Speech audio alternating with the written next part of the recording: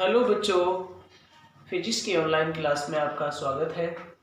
देखिए, आपके काफ़ी समय हो गया कि हमारी वीडियो नहीं पहुंच पाई, इंटरनेट की वजह से कोई बहुत सारी दिक्कत हो गई थी। तो हमारा जो चैप्टर नंबर 2 के न्यूमेरिकल थे वो भी मैंने आपको कुछ भेजे थे जो एक्सरसाइज न्यूमेरिकल थे, और हमारा चैप्टर नंबर 3 प्रॉपर रूप से चल रहा था। तो उसके लिए हमने छोटी छोटी चीज़ें बता दी थी। मैं आज थोड़ा रिपीट भी करूँगा। औसत वेग क्या होता है इसके बारे में मैंने बता दिया। तात्क्षणिक वेग क्या होता है इसके बारे में मैंने आपको बता दिया।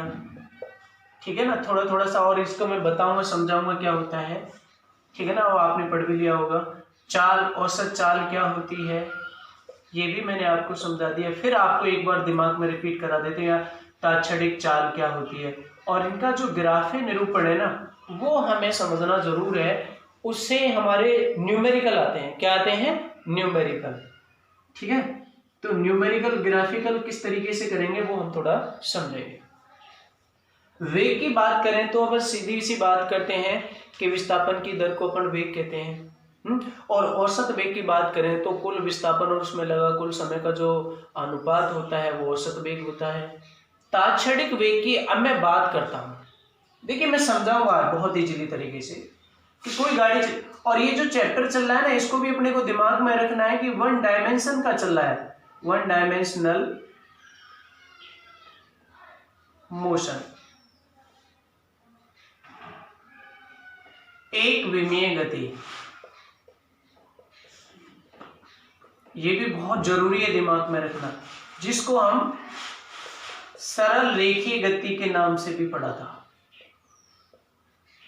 गति क्या होती है, इसका बेसिक कॉन्सेप्ट क्या है, ये हमने अच्छी तरीके से समझा जब चैप्टर स्टार्ट किया था।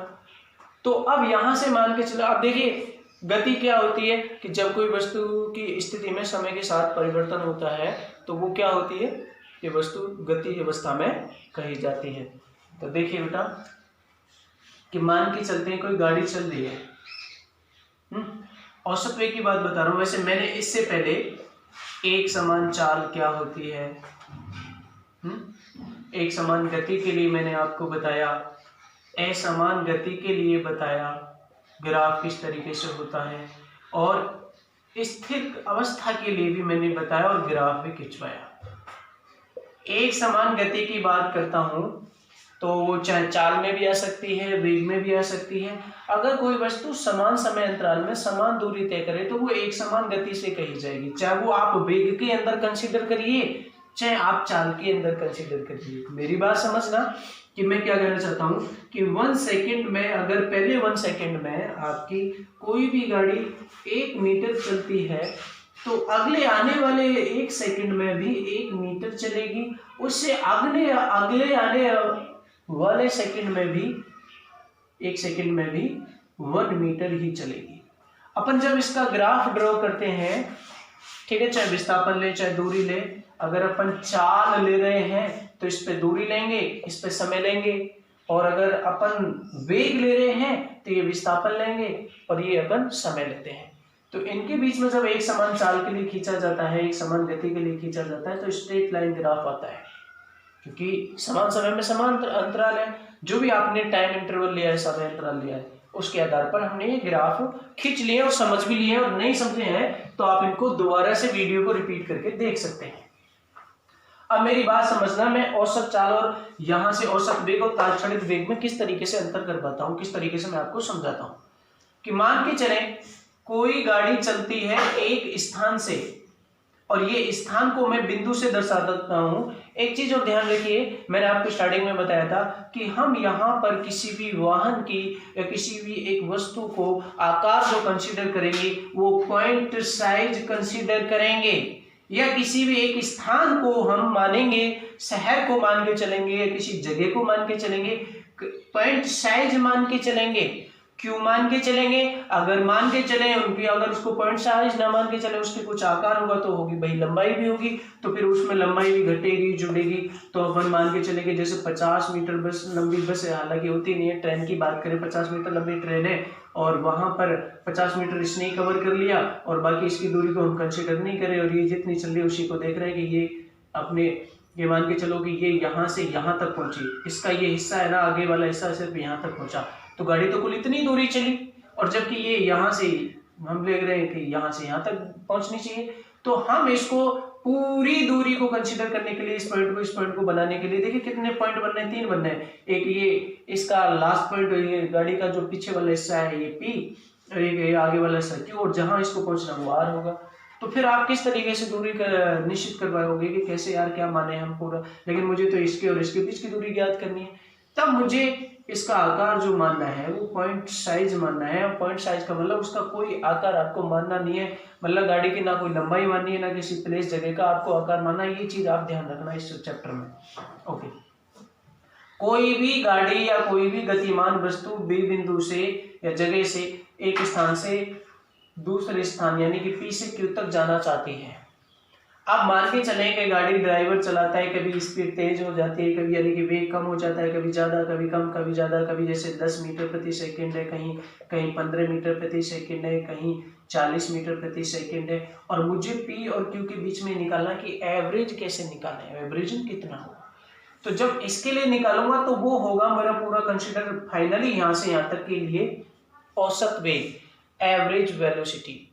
बट अगर मैं इसी गाड़ी चलती हुई गाड़ी के लिए तात्क्षणिक वेग निकालता हूं, मेरी बात ध्यान से सुनना, अगर मैं चलती हुई गाड़ी के लिए तात्क्षणिक वेग निकालता हूं तब वो कैसे हो, तो तात्क्षणिक यार समय का मतलब है, तात्क्षणिक शब्द का अर्थ समझना कि एक ही समय की बात कर रहा हूं, मैं औसत की बात कर रहा हूं, तो P से Q तक जितना भी लगा वो पूरा सम्मिलित हो रहा है।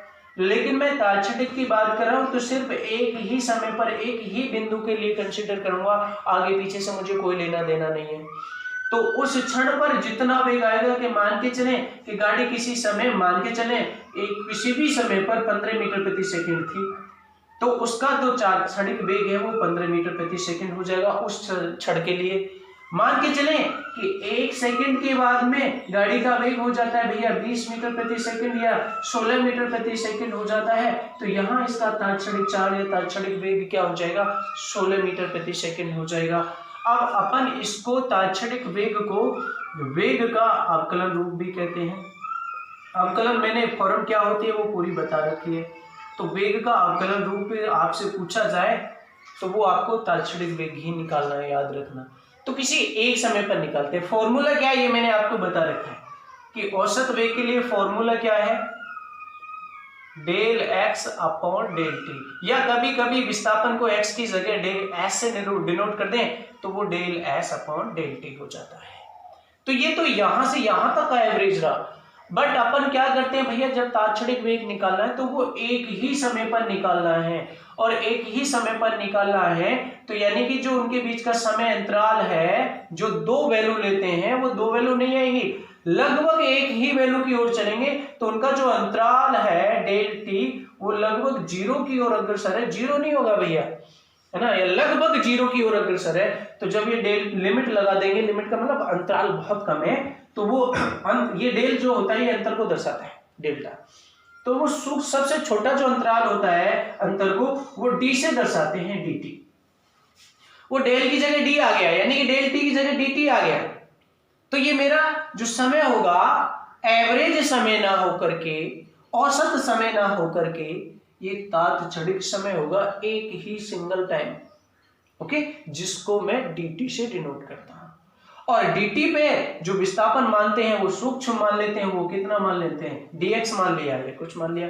तो भैया आपको मैंने फॉर्मूला बता रखा है औसत चाल का del S upon del T, तो तात्क्षणिक चाल का क्या हो जाएगा, dx अपॉन dt हो जाएगा, जिससे मैं क्या कहता हूं, वेग कहता हूं। और कौन सा वेग कहता हूं, तात्क्षणिक वेग। और तात्क्षणिक वेग को इंस्टेंटेनियस वेलोसिटी कहते हैं इंग्लिश में।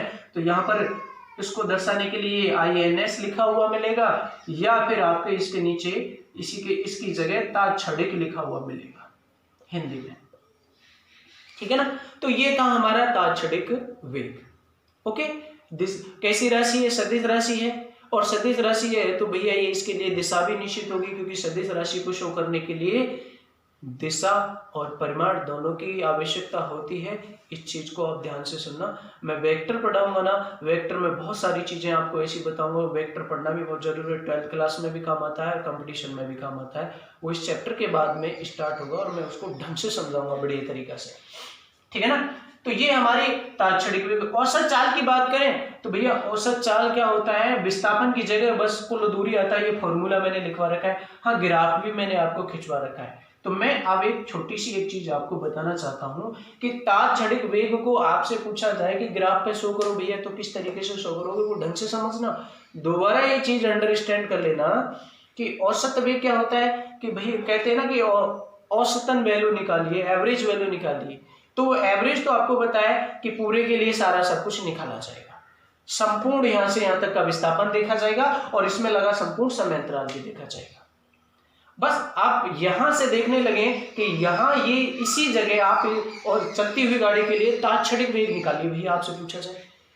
फिर दोबारा से रिपीट कर रहा हूं मैं, तो तात्क्षणिक का मीनिंग ही होता है कि आप ओनली सिंगल टाइम के लिए निकालना चाहते हो, एक ही क्षण के लिए निकालना चाहते हो, औसत नहीं है। तो भैया क्या करते हैं कि अब अंतराल को छोड़ा करते चले जाइए, इसके पास में होते जाइए, तो वो जो अंतराल होता है बहुत सूक्ष्म हो जाता है और उस सूक्ष्म अंतराल को हम dt से डिनोट करते हैं और मान के चलते हैं कि इतने समय में जो विस्थापन होगा वो dx होगा, ठीक है। अब तात्क्षणिक चाल की बात करूं भैया मैं, तो तात्क्षणिक चाल और तात्क्षणिक वेग लगभग समान होंगे। क्यों समान होंगे भाई? क्योंकि जो फॉर्मूला होता है औसत चाल का वो होता है कुल दूरी बटे कुल समय। अगर आपसे भैया तात्क्षणिक चाल की बात पूछी जाए, चाल और वेग में अंतर लिखवा चुका हूं मैं, समझा भी चुका हूं कि ये तो वेग तो सदिश राशि है और चाल अदिश राशि है, ये भी मैं आपको समझा चुका हूं, ढंग से समझ लेना। अब तात्क्षणिक चाल की बात करें तो सीधी सी बात है भैया, उसके लिए भी आप एक निश्चित सिंगल पॉइंट पे निकलना चाहोगे। किस पे निकलना चाहोगे? सिंगल पॉइंट पर ही निकलना चाहोगे, एक ही बिंदु पर निकलना चाहोगे, एक ही समय पर निकलना चाहोगे। तो मान के चलो उस स्थिति में आपकी सिंगल जो समय है वो बहुत सूक्ष्म हो जाए, वो dt हो जाए, और उस स्थिति में तय की गई दूरी dx हो जाए, तो अभी भी आपकी औसत चाल क्या हो जाएगी? dx/dt। तो उस स्थिति में मैं कह सकता हूं कि तात्क्षणिक वेग का जो परिमाण है वो तात्क्षणिक चाल के बराबर हो सकता है। तो आप यहां से इसको मैच करके देख सकते हैं, जैसे अभी ये बताया मैंने, ठीक है ना। तो ये तात्क्षणिक चाल क्या होती है, परिभाषा आती है तो आप लिख देंगे, मैंने लिखवा रखी है, सारा सब कुछ समझा रखा है। एक बार इसका ग्राफ और रिपीट करके देख लेते हैं, समझ लेते हैं, ताकि आपको कोई प्रॉब्लम ना हो।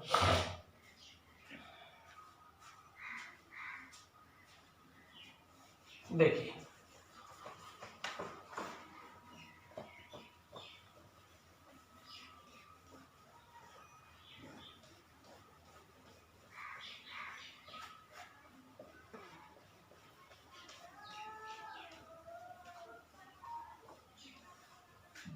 देखिए बेटा, अब हम औसत वेग को ग्राफ से निरूपित करें, और वो भी औसत वेग ले लें या औसत चाल ले लें। औसत वेग का ग्राफीय निरूपण की बात कर रहा हूं मैं।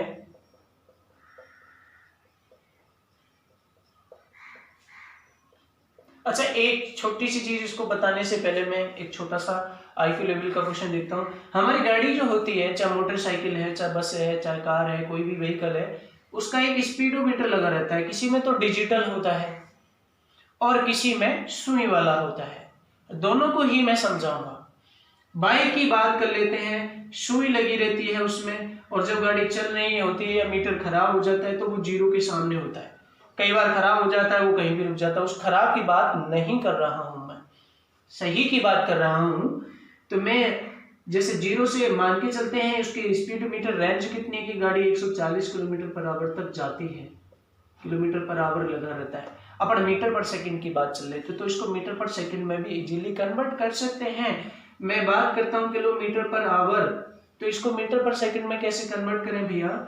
तो इजीली कन्वर्ट कर सकते हो। किलोमीटर को मीटर में बदलिए, 1 किलोमीटर में 1000 मीटर, यानी कि 1000 मीटर हो गए, है ना बेटा। आवर मतलब घंटा, और 1 घंटे को सेकंड में बदलेंगे तो 1 घंटे में 3600 सेकंड हो जाते हैं। 2 जीरो से 2 जीरो कैंसिल हो जाएंगी, तो 100/36 सेकंड होगा।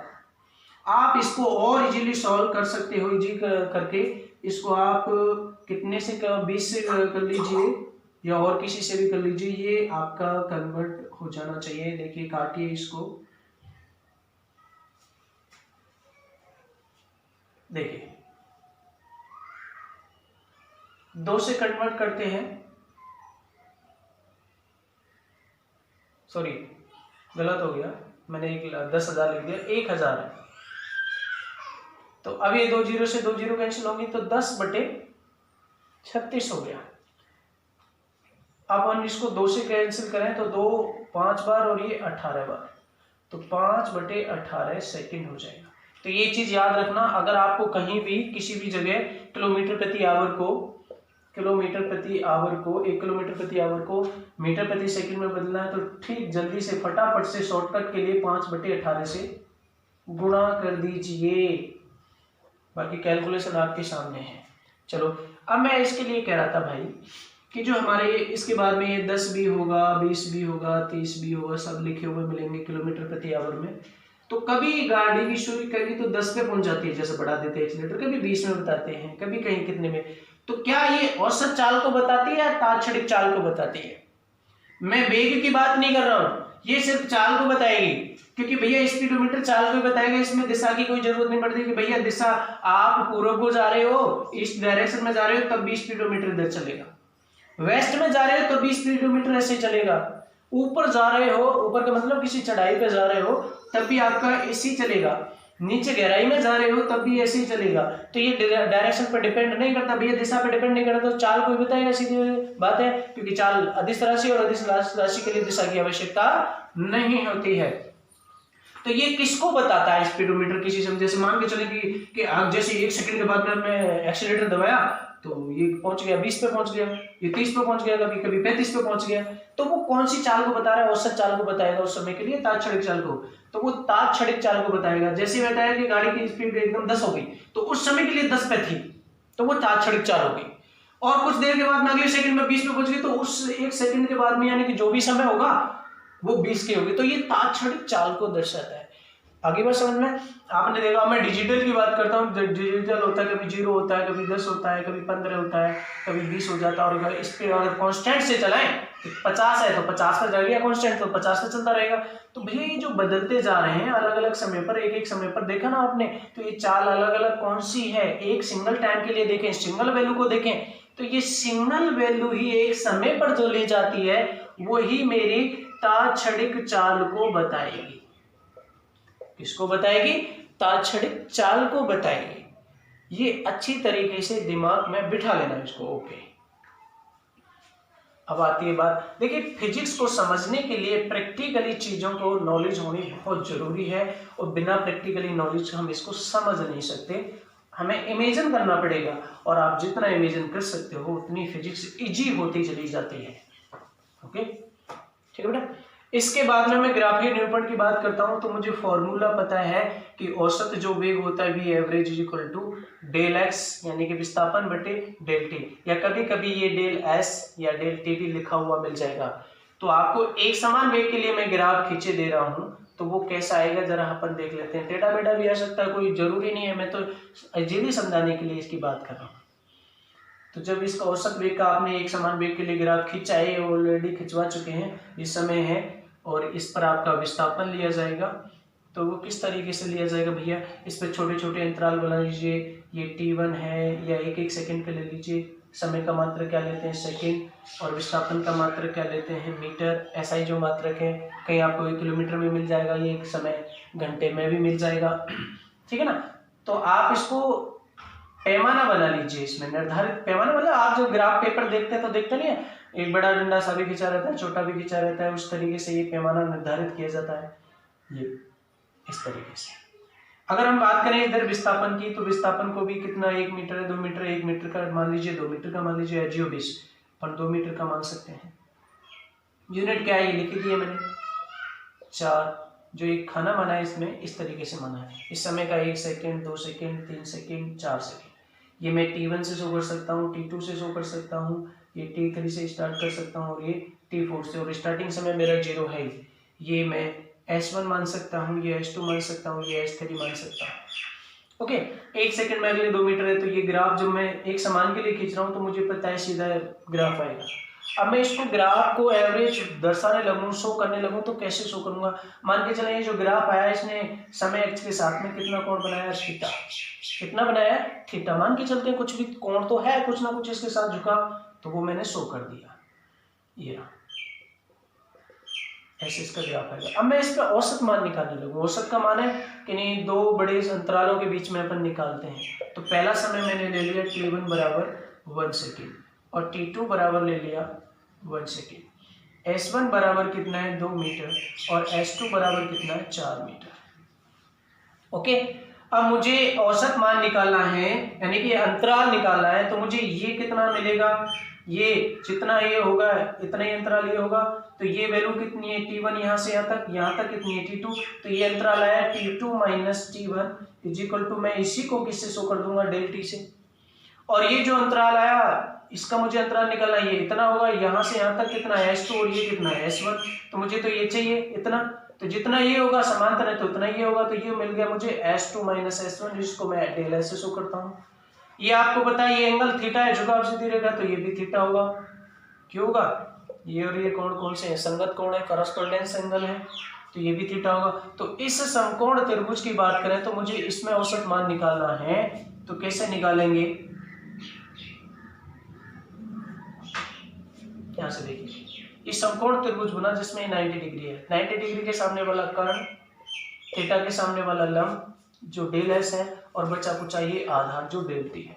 तो अपन इस समकोण त्रिभुज में त्रिकोणमिति अनुपात लगाते हैं tan थीटा बराबर, तो वो होता है बेटा लंब बटे आधार, है ना, या tan theta is equal to लंब कितना है अपना? Del S. और इसको हम क्या कहते हैं? Del T. क्लियर हुआ? और यही del S upon del T किसके बराबर है बेटा? औसत मान के, वेग, औसत वेग के बराबर है।